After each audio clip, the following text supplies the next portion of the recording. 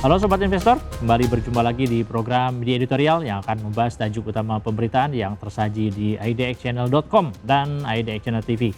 Bersama saya Yanto Sujantono, redaktur pelaksana di idxchannel.com. Ya Sobat Investor, bagaimana kabar Anda hari ini? Apakah sudah bisa tersenyum lebar? Seiring dengan adanya pengumuman dari Morgan Stanley Capital International tentang poin-poin apa saja yang harus diperbaiki di pasar modal dalam negeri ini.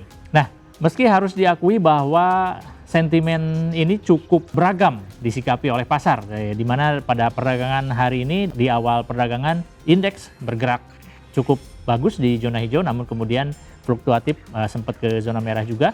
Namun melihat apa yang disampaikan oleh penyedia indeks global tersebut, memang ada beberapa poin yang disampaikan, yakni terkait masalah transparansi dan akses pasar, termasuk struktur kepemilikan saham dan praktik perdagangan yang terkoordinasi.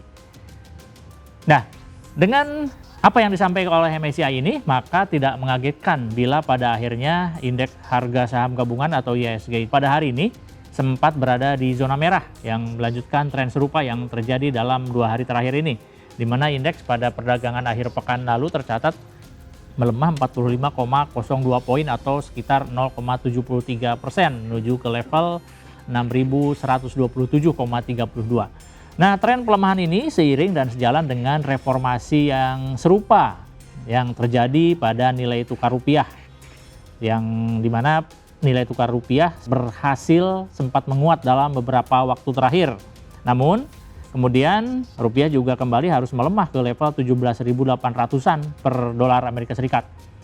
Nah, tidak hanya itu, kabar buruk lain yang datang dari pasar global, di mana Bank Sentral Amerika Serikat, yaitu The Fed, yang ternyata baru saja mengumumkan bahwa mereka mempertahankan suku bunga acuan di level 3,5 hingga 3,75%. Sehingga hal ini cukup mematahkan harapan sejumlah pelaku pasar, termasuk para bankir dan pelaku pasar internasional yang sebenarnya masih berharap nih adanya kenaikan Fed rate setidaknya sekali lagi sepanjang tahun ini.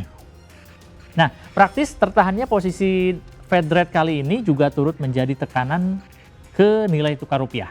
Meski kabar cukup teduh ini sebenarnya datang dari perkembangan geopolitik di Timur Tengah, di mana telah ditandatangani perjanjian perdamaian antara Amerika Serikat dan Iran.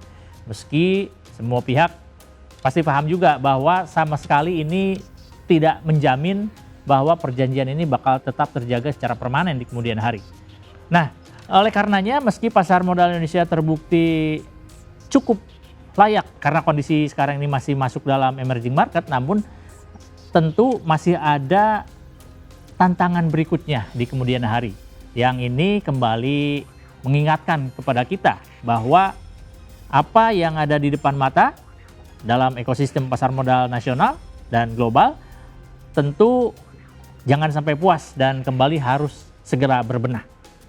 Misalnya saja terkait catatan MSCI yang baru saja disampaikan, yakni ada beberapa penilaian yang diturunkan terutama atas aksesibilitas pasar Indonesia seiring persoalan transparansi kepemilikan saham dan juga aktivitas perdagangan yang terkoordinasi, yang ini dinilai dapat mengganggu proses pembentukan harga di bursa.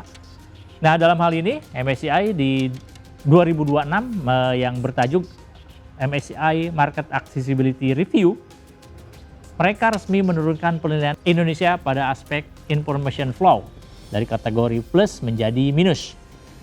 Nah, dalam pandangan tersebut, pihak MSCI mengaku bahwa gelombang kekhawatiran terhadap tingkat keterbukaan pasar masih terus berlanjut akibat masih terbatasnya transparansi struktur kepemilikan saham serta indikasi coordinated trading behavior yang dapat mengganggu pembentukan harga yang wajar di pasar.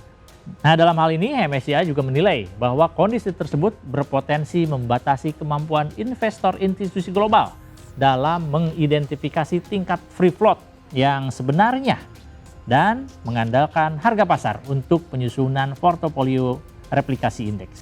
Selain soal isu transparansi, MSCI juga mencatat sejumlah poin lain yang masih mempengaruhi akses investor asing.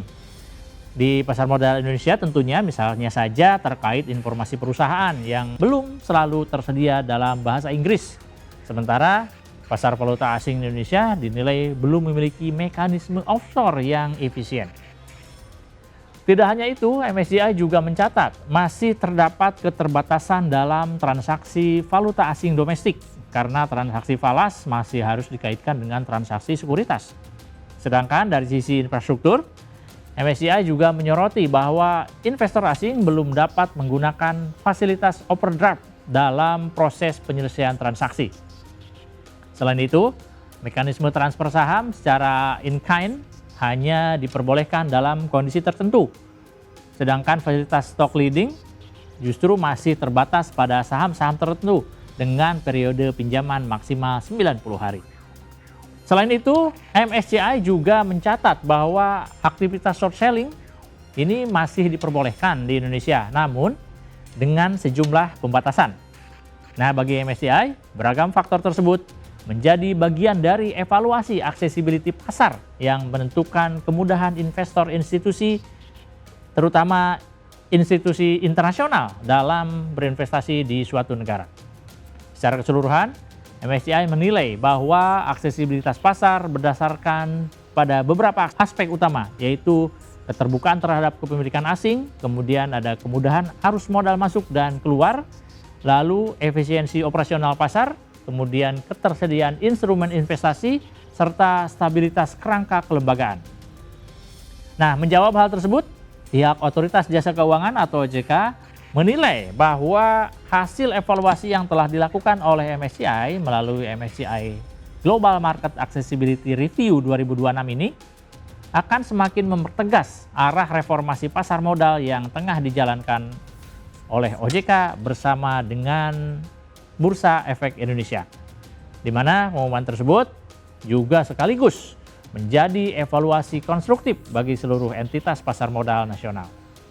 Hal ini diharapkan bisa mempercepat upaya pembenahan struktur transparansi, integritas, dan daya saing pasar saham domestik.